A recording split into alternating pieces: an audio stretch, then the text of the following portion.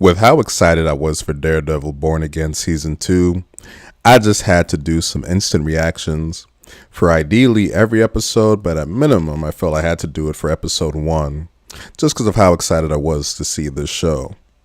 To set things up, I'm a huge fan of the Daredevil saga in the MCU, whether it be on Netflix or now the relaunch he's had with Daredevil Born Again and a few other appearances in the official Marvel Cinematic Universe in these Disney or these Marvel Studios Disney productions.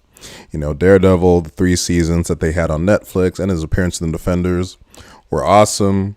And then you had his relaunches he's had in the MCU, giving what we had with a few appearances here and there, leading up to Daredevil Born Again, the Disney Plus series. You know, it's just my favorite hero, and I just love what they've done quality-wise, the whole kind of Dark Knight trilogy approach to Daredevil. A grounded approach, but still feeling like a comic book in those moments, those key moments, and just being fun, the action, the tone, the performances, just great stuff all around. So I was super excited to see the series continue with Daredevil Born Again, as what was promised in the trailers is that this series is now really going to start embracing that whole Netflix Marvel-verse and that whole Defender saga based on some appearances and stuff that we've seen promoted in the trailers, and it coming off the heels of the Spider-Man Brand New Day trailer just makes it a super exciting time to see these kind of street level heroes finally get their real time to shine in the proper MCU. Now, watching the show, you know, season 1 of Daredevil Born Again set up like, okay, things are really going down now in terms of this war between Daredevil, just vigilantes in general, New York City, and Wilson Fisk, who by the end of season 1 of Born Again really has taken hold as far as being that kingpin figure, just with the mask of being the mayor and the control that comes with that. But it was setting up something real special in terms of the wider or the big picture, in terms of his plans and this war against the vigilantes.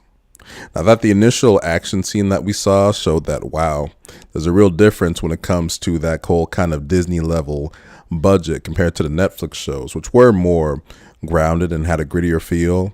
But this opening section of Daredevil on the boat and then the visuals of it doing like a Titanic style sink, maybe a little over the top, but cool to see in terms of Daredevil being able to be a part of some crazy MCU type action.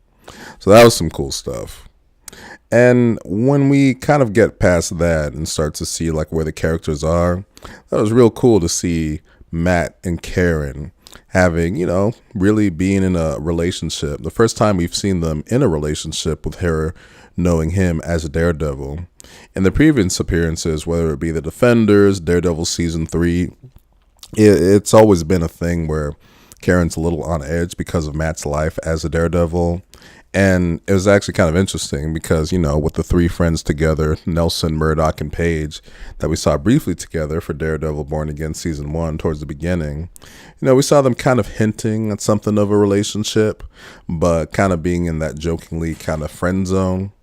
With how their relationship seemed like it was going when Karen reappeared at the end of Daredevil Born Again Season 1, kind of seemed like it was going to kind of be more of the same in terms of her just not really able to fully embrace Matt of his Daredevil persona, even though she's, you know, firm in terms of her stance against Fisk. But that was really nice to see them, you know, these two being in it together, being in that kind of relationship, you know, the kissing, the kind of sexual kind of feel, you know, it was nice. So I guess it shows that she kind of moved past her whole Punisher craze that we saw kind of hinted at in Born Again Season 1. So that was nice. I think the thing that's really setting up, you know, the emotions in season, whether it be in Born Again Season 1 or now Season 2, is just how you feel about the anti-vigilante task force. I don't know if I got that order right, but the task force that Fisk has. Whereas when you see their methods, you're just like, man, all of these guys are super unlikable, specifically the main guy that they have that we saw the most of in Season 1, where the guy and just his personality, his demeanor, and how he goes about his business, you're just like, F this guy, man. You hate him more than Fisk, and that's saying a lot just based on all the stuff Fisk has done. But Fisk has always presented himself as just that awesome villain just because he's such a epic grand character, and just the performance from Vincent D'Onofrio is just awesome. This other guy who's kind of the, enforcer of the task force, screw that guy. My goodness. Actually, that brings me to something that's probably the most interesting thing that comes into fold while watching this first episode of season 2, which was titled The North Star or Northern Star, whatever it was, is that it really did bring into question, what kind of happens when you have a Daredevil series or whatever, a season, where, Daredevil's doing Daredevil stuff, yet Wilson Fisk knows that Matt Murdock is, Daredevil. To where it's not as simple now for Matt to just go about and do kind of his business because of the whole task force and all that. I guess that's the main difference between that and, Fisk knowing his identity in parts of season 3 of the Netflix show, where now that he has the power of the mayor and the task force, it makes things very complicated for Matt and those around them because he knows they can be hunted down and, the task force can do whatever the hell they want to do. So it's really interesting seeing that kind of tension. Pardon me, sorry.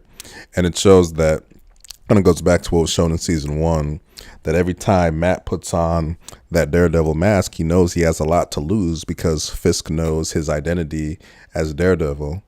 Kind of begs into question why he doesn't just try to put on another costume and kind of pose as a different hero, but I digress. It's still an awesome scenario to see play out, but you realize that, I'm not sure there's going to be a whole lot of seeing Matt Murdock doing regular lawyer Matt Murdock stuff, given how he's got I don't know if they said there's a warrant out for him, but obviously definitely the task force is on the hunt for Daredevil. So the show has that kind of semi-man on the run type feel because of what Matt's doing, how he has to hide, and also how they showed how Karen has to hide also.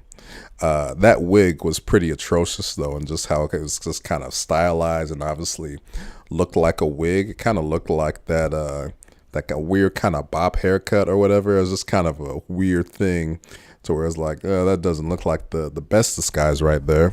But it's an interesting dynamic seeing the two of them on the run. So we'll see where that goes. I thought overall the episode, there was a nice ups and downs. The pacing of the scenes, it didn't really linger on anything too long, just kind of setting up the initial story before we get to the big bangers at the end. So I thought a lot of that was nice in terms of, I think the big thing, just setting up how you as the audience should feel about the anti-vigilante task force. I should just say task force. What the hell am I doing?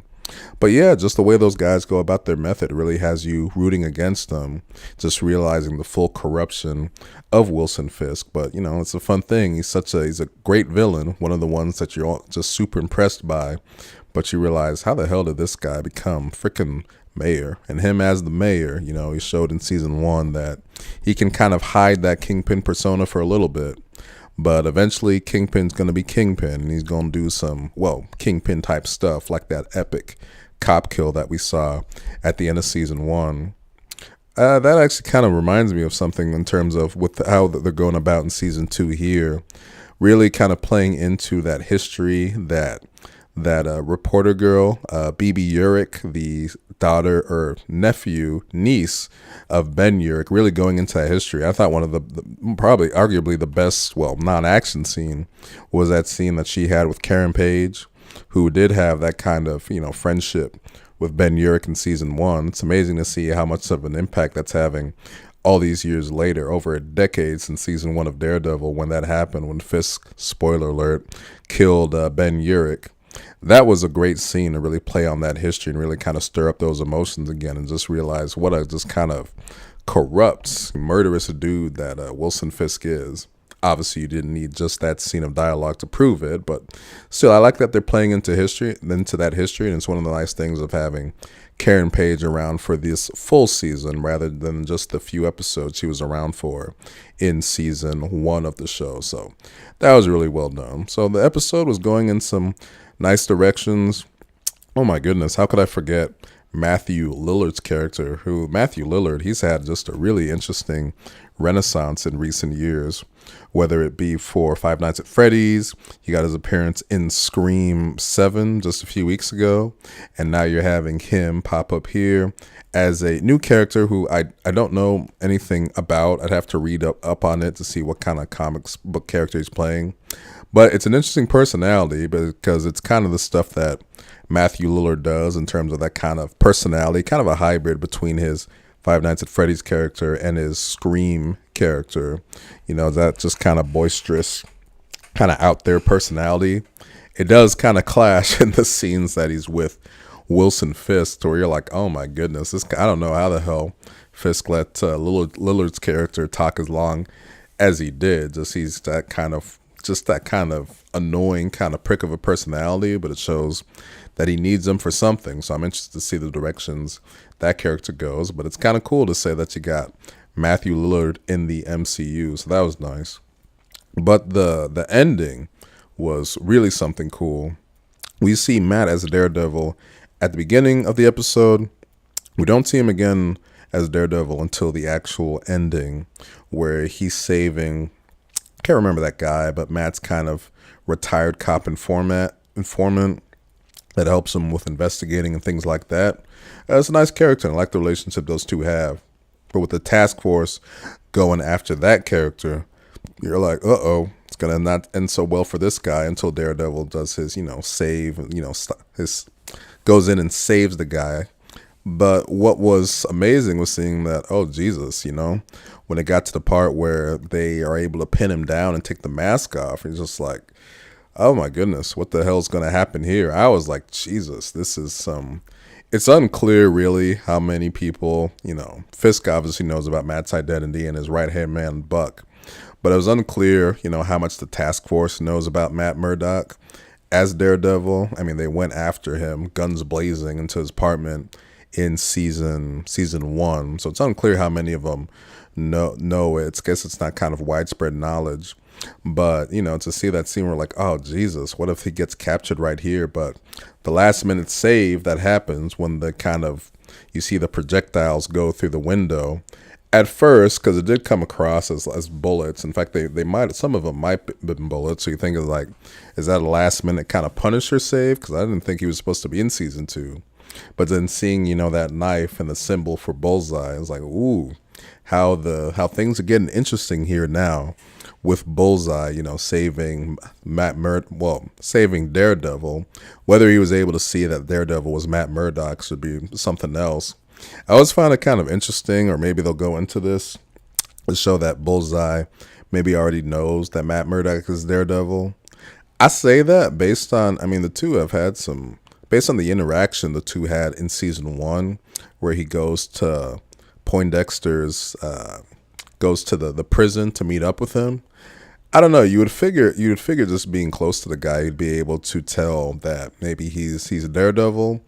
And then especially when you look at in the episode towards the end of season 1 where Murdock saves Wilson Fisk by jumping in front of the bullet. I think maybe there's something where they show Poindexter's reaction. Maybe he realized at that point, okay, this guy is more than just some blind lawyer who happens to be in the right spot at the right time. So that's got to be something where they're going to pay off knowing that Poindexter knows that Matt Murdock is a Daredevil, which that would open up a whole lot of trouble for Daredevil or Matt Murdock in that scenario for the people, for him and the people around them. So we'll see what kind of confirmation we get on that. That kind of brings me to something that I thought of midway through the whole Bullseye thing, is that the real question is, with Wilson Fisk really having this knowledge of Matt Murdock as Daredevil, how the way he's putting it to use is kind of interesting, like why he doesn't just out Matt Murdock as a Daredevil. It's interesting because I look at the deal those two made at the end of season 3 to where he made sure that Fisk would not reveal his identity, or he would release some kind of, I guess, dirt or knowledge or proof that Vanessa ordered the hit on Agent Nadeem.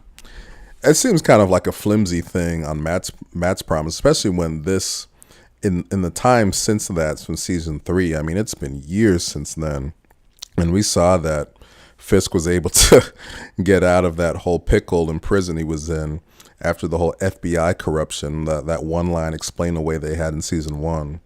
So it doesn't really make a whole lot of sense anymore, that whole dynamic between Fisk's knowledge of Matt's secret identity, and then Matt having whatever kind of leverage on Kingpin, Fisk just doesn't really seem to be all that existent. So I'm really interested to see that dynamic play out in terms of, how they're going to continue this story with Fisk's knowledge of Matt Murdock. But again, it makes it to where that Matt has a lot to lose when he puts on that devil suit because of the people around him and how Fisk has just a whole army of his own up there. But there's a lot of fun stuff to look forward to season 2. I was super excited to watch episode 1, and I delivered on a really good episode and a nice tease for some fun stuff to go forward. So hopefully there'll be more episodes worth it to do this kind of whole instant reaction thing.